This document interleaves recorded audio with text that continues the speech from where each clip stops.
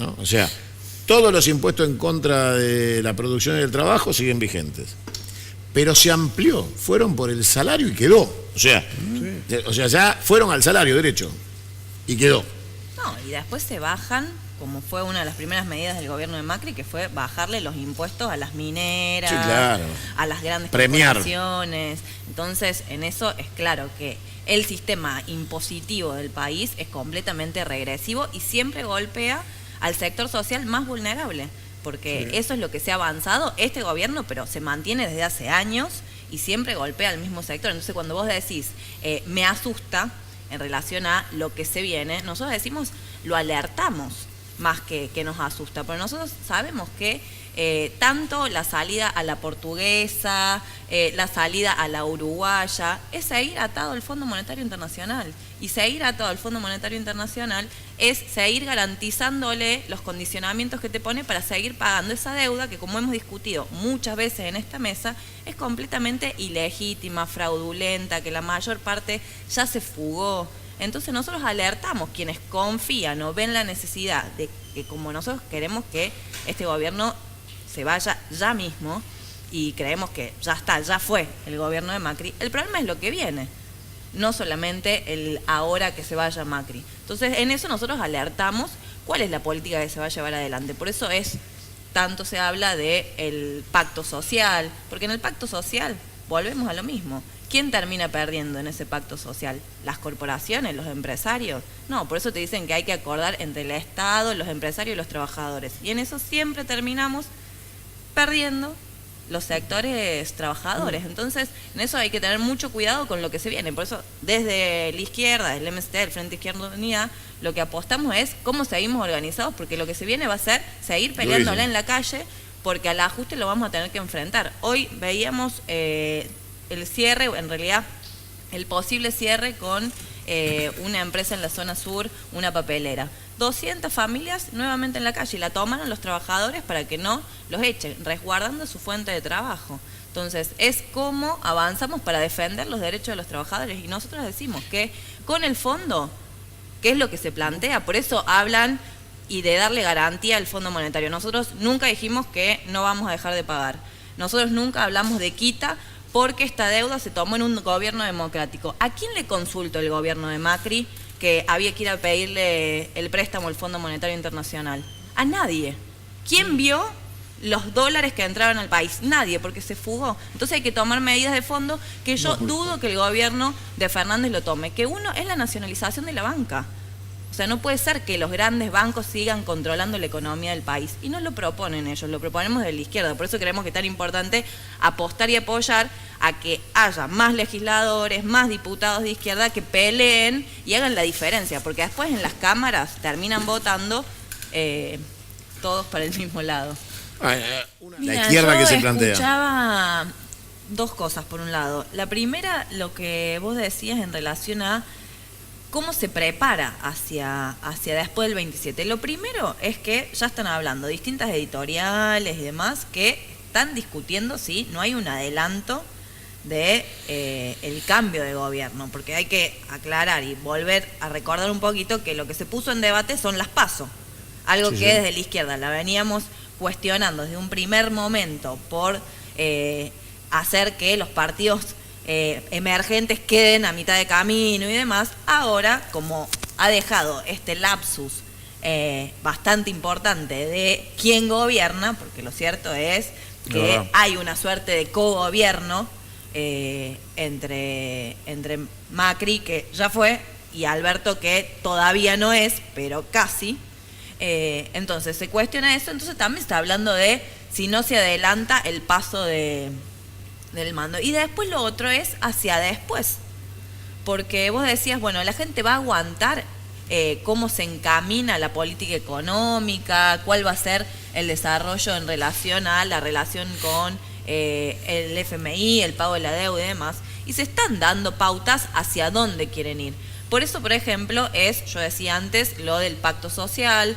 Por eso la CGT está hablando de la unificación, porque es para bancar la política del próximo gobierno. Entonces hay que ver cuáles son los caminos que se van a trazar, y nosotros volvemos a alertar, digamos, en el sentido de que no va a haber una declaración de emergencia como lo planteamos en relación a que hay una emergencia total en el país y lo que hay que discutir es cuál es el presupuesto necesario para destinar a salud pública, a educación, a la construcción de viviendas. Esta semana estuve en el Posadas, que si recuerdan fue el hospital donde se sufrieron casi 1.300 despidos, la militarización. Bueno, el discurso es, el 11 vuelven todos.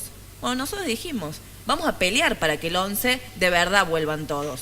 Y hay que estar en la calle luchando por eso. Pero después no es solamente la reincorporación, es el pase a planta. Porque los pudieron despedir porque había una precarización total. Es que se vaya la militarización del hospital. Porque son los milicos que recorren los pisos. Y lo otro es la discusión de la democratización. O sea, ¿quién decide la política pública? ¿Quién lleva adelante el hospital? Son esos directivos que son los que han aceptado todo este avance de la destrucción de lo público, o tienen que ser los trabajadores, los pacientes, que decían cuál es la política de salud que lleva adelante. Un hospital que atiende una parte importantísima del conurbano bonaerense. Y lo otro es la discusión Está del tercerizado el presupuesto. corte de pasto y lo tiene el secretario general de ATE, de la regional. Y es el presupuesto de salud. Entonces, si nosotros hablamos que hace falta aumentar el presupuesto de salud, ¿de dónde va a sacar esa plata? Si no van a tocar los intereses de las corporaciones, si no van a frenar, investigar, dejar de pagar la deuda y destinar esos fondos justamente a lo que hace falta. Y lo otro, mi remera hoy no es casualidad y agradezco a la juventud. ¿El futuro será verde o no será? Que hoy fue la huelga climática. Termina una semana de huelga climática mundial donde ha habido movilizaciones enormes en todo el mundo y en Argentina también. Y donde se pone en discusión también la matriz energética, la matriz productiva. O sea, vaca muerta es política de Estado hoy. Y hay que discutir vaca muerta realmente, porque, digo, es política de Estado desde cuando se creó el acuerdo con Chevron, que es del gobierno de Cristina, que fue con balas en Neuquén, no sé si lo recuerdan, cómo se terminó aprobando ese pacto secreto. Lo mantuvo el macrismo y Alberto lo propone como la salida al país. Y vaca muerta, la realidad que dista completamente con la salida a la crisis económica que tenemos, lo que va a traer son 4 cosas que me parece que hay que graficarlas. La primera es la contaminación ambiental completa, porque hay estados, por ejemplo, en Estados Unidos, donde está prohibido el fracking, pero no solamente por la utilización de millones de litros de agua, sino por la contaminación de la tierra, el agua, la generación de sismos, lo carísimo que es eso, la utilización de distintos químicos completamente contaminantes. Lo otro es el saqueo imperialista, porque acá también hay que discutir quién se lleva esos recursos, para qué se generan, quién se beneficia de eso. En Neuquén, el centro donde todavía hay familias que se calefaccionan con garrafa, con leña, entonces se llevan toda esa plata. La militarización, por eso destinaron. O sea, ¿a quién va a en el cuidar siglo XIX. Hay gendarmería? gente que sin poder comprar ni leña, ni carbón, ni garrafa, quema basura. Para calentarse. Ese es el nivel hoy de precarización. Y bueno, imagínate en el Nordeste sin gas natural nosotros, 4 provincias sin gas natural, y se está pensando también, a raíz de esto, acaba de aprobar la legislatura correntina, lamentablemente, que se puedan incorporar 2 pasteras a la provincia, tanto en el río Uruguay como en el río Paraná, que se estudie la posibilidad de instalarse ahí, y no tenemos una política ambiental. Dolorosamente. Este año se destinó en combustibles, en minería y en energía 300.000 millones. ¿Saben lo que se destinó para ambiente y ecología? Yo digo del presupuesto nacional, 15 millones. O sea, no hay una política que vaya, porque estamos atados a los hidrocarburos, porque no se piensa, y por eso nosotros planteamos que lo que hay que rediscutir es la matriz energética. Y déjenme decirles una cosa más de las 4 que decía, que es la precarización laboral, porque en Vaca Muerta se inició lo de los acuerdos por convenio, y que es más precarización laboral. Entonces ese es el escenario Vaca Muerta que el que quieren proponer para el país. Yo les voy a pedir, compañera.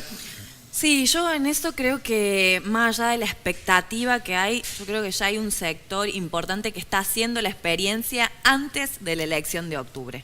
Porque creo que hasta las PASO había un discurso muy lavado de la grieta, el cambio, y creo que luego de las PASO se empezó a clarificar cuál es el proyecto político, o al menos al que se encara hacia después del 27 de octubre. Entonces hay un sector que ya está haciendo esa experiencia y me parece que es clave para el 27 cómo logramos fortalecer el espacio político que ha estado desde un primer momento peleando contra la política de ajuste del gobierno macrista, y que también va a estar en las calles cuando quieran tocar los derechos de las trabajadoras y los trabajadores, que es el proyecto de la izquierda. Por eso para nosotros es fundamental convocar a todos aquellos que de verdad quieren terminar con el ajuste, con el saqueo, con la política extractivista, que confían en que la salida para sacar a Macri es Alberto,